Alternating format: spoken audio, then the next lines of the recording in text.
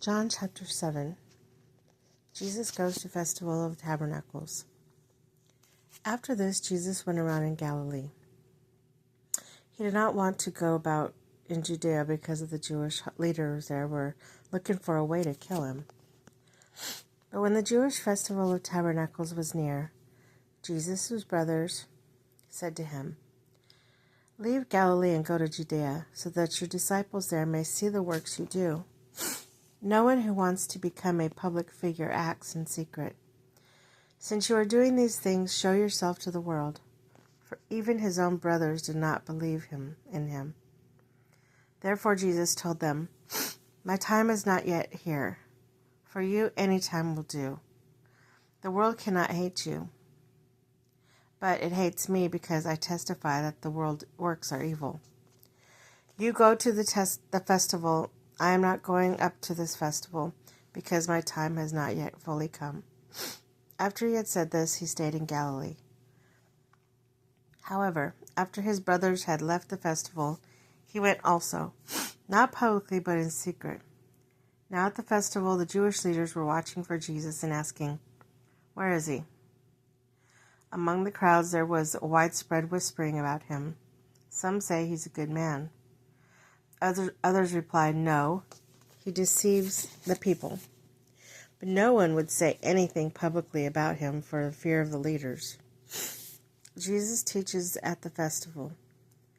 Not until halfway through the festival did Jesus go up to the temple courts and begin to teach. The Jews there were amazed and asked, "How did this man get such learning without having been taught?" And Jesus answered, "My teaching is not my own. It comes from the one who sent me. Anyone who chooses to do the will of God will find out whether my teaching comes from God or whether I speak on my own. Whoever speaks on their own does so to gain personal glory. But he who seeks glory of the one who sent him is the man of truth. There is nothing false about him. Has not Moses given you the law? Yet not one of you keeps the law. Why are you trying to kill me?" "You are demon-possessed," the crowd answered. "Who is trying to kill you?" Jesus told them, I did one miracle, and you all are amazed. Yet Moses gave you circumcision, though actually it did not come from Moses, but from the patriarchs. You circumcise a boy in the Sabbath. Now if a boy can be circumcised on the Sabbath, so that the law of Moses may not be broken, why are you so angry with me for healing a man's whole body on the Sabbath? Stop judging by mere appearances, but instead judge correctly." At that point, some of the people of Jerusalem began to ask, Isn't this the man that they are trying to kill? Here he is speaking publicly, and they are not saying a word to him. Have the authorities really concluded that he is the Messiah? But we know where this man is from. When the Messiah comes, no one will know where he is from. Then Jesus, still teaching in the temple courts, cried out, "Yes, you know me, and you know where I am from. I am from here on my own authority, but he who sent me is true. You do not know him, but I know him because I am from him, and he sent me." At this they tried to seize him, but no one laid a hand on him, because his hour had not yet come. Still many in the crowd believed in him. They said, "When the Messiah comes, he will perform more signs than this man." The Pharisees heard the crowd whispering such things about him.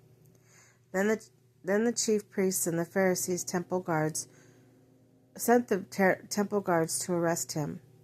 Jesus said, "I am with you for only a short time, and then I'm going to the one who sent me. You will look for me, but you will not find me, and where I am you cannot come." The Jews said to one another, "Where does this man intend to go that we cannot find him? Will he go where the people live, scattered among the Greeks, and teach the Greeks? What did he mean when he said, 'You will look for me, but you will not find me,' and 'Where I am you cannot come'?" On the last and the greatest day of the festival, Jesus stood and said in a loud voice, Let anyone who is thirsty come to me and drink. Whoever believes in me, as Scripture has said, rivers of living water will flow from within them. By this he meant the Spirit, whom those who believed in him were later received.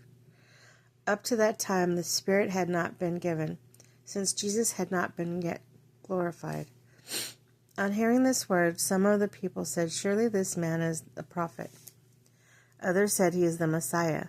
Still others asked, "How can the Messiah come from Galilee? Does Scripture not say that the Messiah will come from David's descendants and from Bethlehem, the town where David had lived?" Thus, the people were divided because of Jesus. Some wanted to seize him, but no one laid a hand on him. Unbelief of the Jewish leaders. Finally, temple guards went back to the chief priests and the Pharisees, who asked them, "Why didn't you bring him in? No one ever spoke this way, the way this man does." The guards replied, "You mean he has deceived you also?" The Pharisees retorted, "Have any of the rulers of the Pharisees believed in him?" "No. But this mob that knows nothing of the law, there is a curse on them." Nicodemus, who had gone to Jesus earlier, and who was one of their own number, asked, "Does our law condemn a man who, without first hearing him, to find out what he has been doing?" They replied, "Are you from Galilee too? Look at it. Look into it, and you will find the prophet does not come out of Galilee." The earliest manuscripts and many other ancient witnesses do not have John 7:53 through 8:11.